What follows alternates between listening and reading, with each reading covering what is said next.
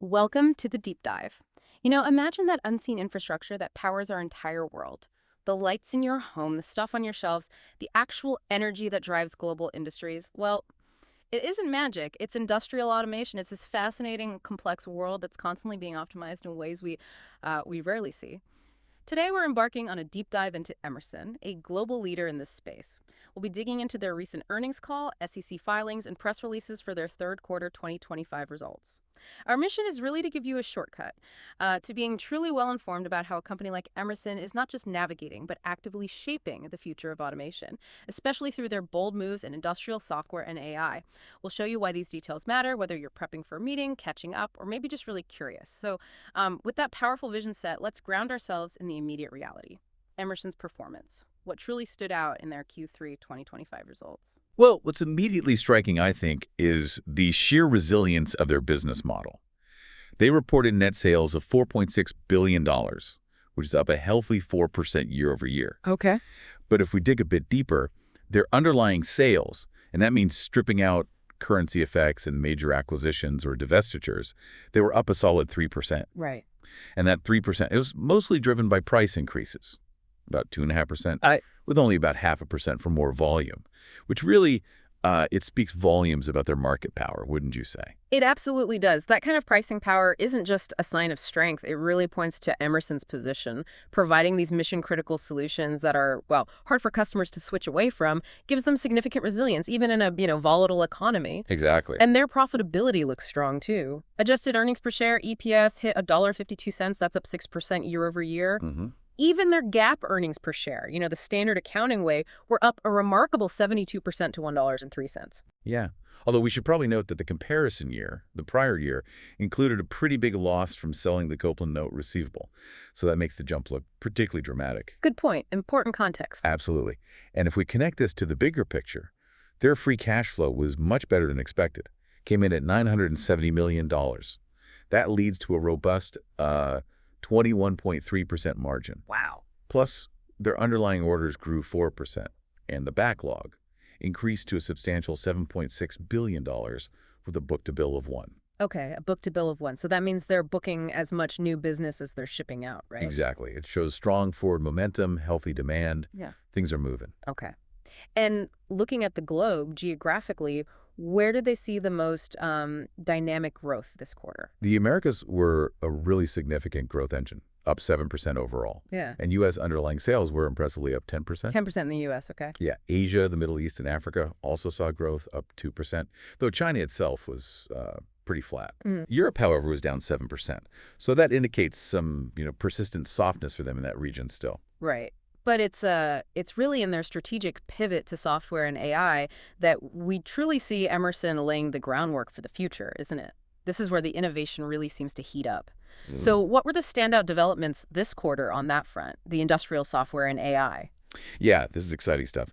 They recently hosted their Emerson Exchange event, brought together like 3,000 attendees from 51 countries. Wow. And it was a clear showcase for their push to lead the future of automation.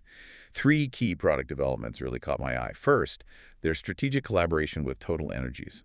They're calling it a boundless automation vision. Boundless automation vision. Okay. Right. Yeah, basically they're deploying an industrial data fabric. You can sort of imagine this as the central nervous system for a factory, right? Seamlessly connecting every sensor, machine, process, creating one unified real-time picture of operations. So this gives secure, unified data access from Total Energies facilities, helps optimize performance, and really accelerates AI implementation. And this data fabric, it's foundational for Emerson's new enterprise operations platform. They describe it as the industry's first software-defined, OT-ready digital platform. That concept of a digital nervous system really brings it to life. But when you say software-defined, OT-ready, Right. what does software-defined actually mean in this industrial context? And what exactly is OT? That's a great question. So software-defined here means moving away from those rigid, hardwired industrial control systems towards more flexible, programmable ones. Think about how software-defined networks change the IT world. It's similar, but for industrial operations. So Oh, operations can be reconfigured, optimized with software updates, rather than needing big hardware changes. Much more agile. got it. And OT. OT is operational technology. That's the hardware and software used to monitor and control the physical stuff, processes, devices, infrastructure in industrial settings. So it's about making those physical operations programmable through software. That makes perfect sense. Really powerful concept. What else is exciting on the innovation front? Okay, next up is the Ovation AI-enabled virtual advisor. This is genuinely a game changer. It's the first generative AI advisor integrated directly into a control system specifically for power generation. Integrated directly into the control system. Directly in. It uses Microsoft Azure OpenAI to provide advanced power plant diagnostics, boosts productivity, operational awareness, and it's already gaining strong traction. Over 80% of upcoming modernization projects involve an upgrade to their Ovation 4.0 system, which includes this. 80%. Wow. Yeah. For instance, Energy selected Ovation to automate two brand new 754 megawatt combined cycle power plants, one in Texas, one in Mississippi, and they specifically cited Emerson's leading tech and enterprise scalability. Very cool. And they even named an AI the Nigel AI advisor. What's its role? Yes, Nigel AI Advisor is their first step in integrating test-optimized AI into their trusted LabVW portfolio. Lab VUW, right. For test and measurement. Exactly. It helps engineers unlock the full potential of their software tools, especially with the increasing complexity in test and measurement. Across semiconductors, transportation, electronics, Nigel can analyze code, provide recommendations, just through plain language prompts. So engineers can focus more on innovation, less on debugging. Precisely. Focus on higher value stuff. So connecting all these innovations, what's the big picture impact on their software business overall? Well, it's clearly driving significant growth. Their industrial software annual contract value, or ACV. Right, the annualized value of their software contracts. Exactly. That grew double digits again over the prior year, ended the quarter at $1.5 billion. Solid number. And specifically, Aspen Tech's digital grid management ACV, which is a key part of their portfolio now, grew a strong 26% just in the third quarter. 26%, that's significant. It really is. It's a clear indicator that their investments in this whole software and AI area are, well, they're paying off. Okay, so it's clear innovation is key. But beyond their own efforts, what larger market forces are creating this robust demand for Emerson's products and solutions? Well, investments in automation, they just continue to fuel resilient demand, particularly across their process and hybrid markets. Customers worldwide are actively modernizing, optimizing their operations. It's a big trend. Right. And we're also seeing further progress in the discrete recovery, especially strong in test and measurement, as we touched on. Looking ahead, North America, India, and the Middle East and Africa look like they'll remain major growth drivers. We're seeing sustained investment across key sectors like LNG, power generation, and life sciences. Okay, let's drill down on those a bit. What's driving the activity specifically in LNG, power, and life sciences? Okay, so for liquefied natural gas, LNG, it's really the global need for energy security and affordability. That continues to drive significant project activity. In power, it's increasing electricity demand, particularly in the Americas and Asia. That's leading to robust activity. For instance, their Ovation business, which we just talked about with the AI advisor, orders jumped an incredible 40% in the quarter. 40%. Yeah, and they expect to end the year up over 20%. This includes substantial greenfield opportunities, new builds especially, to fuel the massive power needs for new data centers. That's a huge driver right now. Data centers, right. Big power consumers. Huge.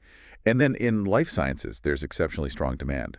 Customers are investing heavily in biomedicines and also GLP-1 drugs. Ah, the GLP-1s. That's the class for diabetes and weight management, right? Very topical. Exactly. Big investments happening there. Okay. And the test and measurement sector, which you mentioned, is rebounding. Yeah. How broad is that recovery? Is it just specific niches or is it more general? No, it's actually remarkably broad-based. It's spanning pretty much all segments and world areas. This is especially encouraging in their diversified portfolio business. We're seeing continued strength in aerospace and defense. Alongside that significant recovery in semiconductor and automotive that we mentioned.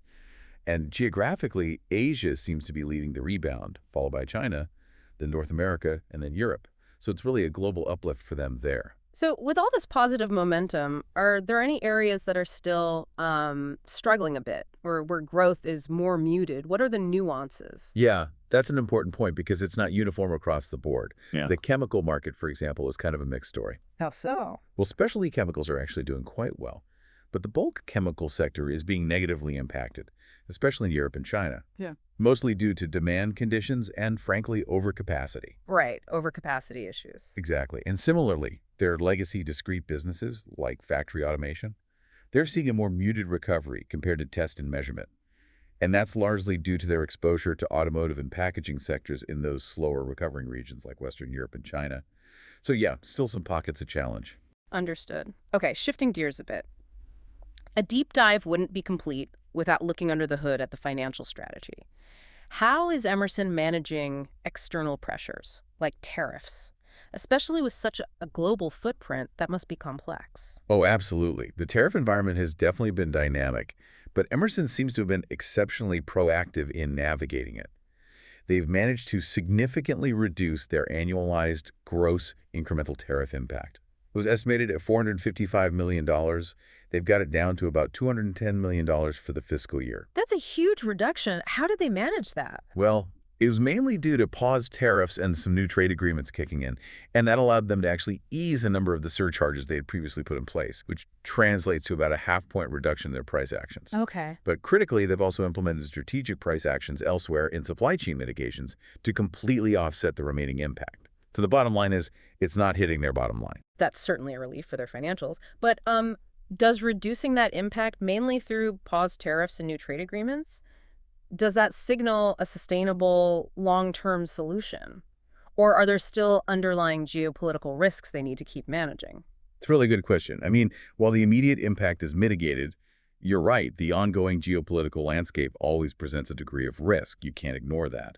However, Emerson's strategy seems to go beyond just reacting to tariffs as they pop up. It involves this continuous optimization of their global supply chain and their manufacturing footprint. And that provides more structural resilience against future trade shifts, hopefully. Okay. So, it's not just a temporary fix ideally, but part of a broader, more robust long-term approach. That makes sense. Building in that resilience. So given all these factors, what does their outlook for the rest of fiscal 2025 look like? Are they feeling confident? It seems so. For the fourth quarter, they're projecting underlying sales growth of 5% to 6%. That's driven by continued improvements in test and measurement, which we discussed, Yeah. and sustained strength in their process and hybrid businesses. Okay. 5 to 6% growth. Pretty solid. Yeah, and their adjusted segment EBITDA margin is projected to be 27%. That's actually higher than they previously planned. Higher. Why is that? Largely due to that lower tariff exposure we just talked about. It flows through. Got it. So for the full fiscal year 2025, they're maintaining underlying sales growth guidance at approximately 3.5%. But they've actually increased their adjusted EPS guidance midpoint to approximately $6 per share. Increase the EPS guidance. And free cash flow is also expected to increase significantly to approximately $3.2 billion. Yeah. So yeah, a really strong outlook overall. Definitely sounds positive. And how do the big acquisitions like Aspen Tech and National Instruments, how do they factor into all this financial strength and the strategic direction? They're clearly central. The Aspen Tech acquisition, that was completed back in March 2025 for about $7.2 billion. It's now a wholly owned subsidiary, fully integrated into their control systems and software segment. Okay. Now, that transaction did have a discrete tax impact, about 0.09 cents per share for the 9 months, worth noting. And the acquisition of National Instruments, or NI, which is now their test and measurement segment, that completed in October 2023. It also continues to integrate and contribute significantly, especially to that strong rebound in test and measurement we discussed. Right. So these are definitely foundational pillars in their whole software and AI strategy. Q moves. Absolutely. But with these big strategic moves, their balance sheet must have seen some shifts, right? How are they managing debt and, maintaining overall financial health? Yeah, they did increase short-term borrowings and long-term debt pretty significantly to fund that Aspen Tech acquisition. That's a big ticket item. Right. $7.2 billion. Exactly. And that naturally impacted their current ratio, brought it down a bit. However, they expect to retain their investment-grade long-term debt ratings. They seem confident there. And they have a very clear, pretty aggressive strategy to reduce net debt by approximately $1 billion over the next 6 to 12 months. Okay. Using cash flow. Exactly. Leveraging those strong operating cash flows we talked about. And they also declared a quarterly cash dividend of 0.5275 per share, which reinforces their long-standing commitment to shareholders. Shows confidence. Okay. Finally, there was mention of the One Big Beautiful Bill Act. That's quite a name. What is that, and what's its significance for a company like Emerson? Yeah, quite a name indeed. The One Big Beautiful Bill Act was signed into law on July 4, 2025.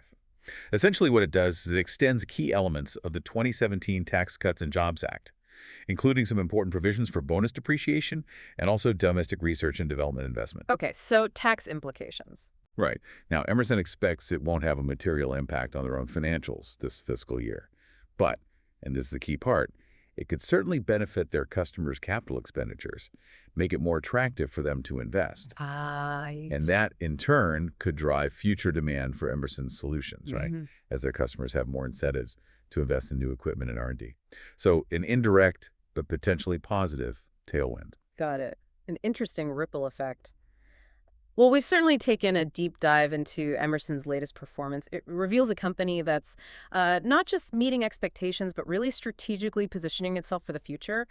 Those significant investments in industrial software and AI are clearly central. You've seen how they're innovating, navigating those market complexities like tariffs, and building on strong demand in key sectors like power and life sciences.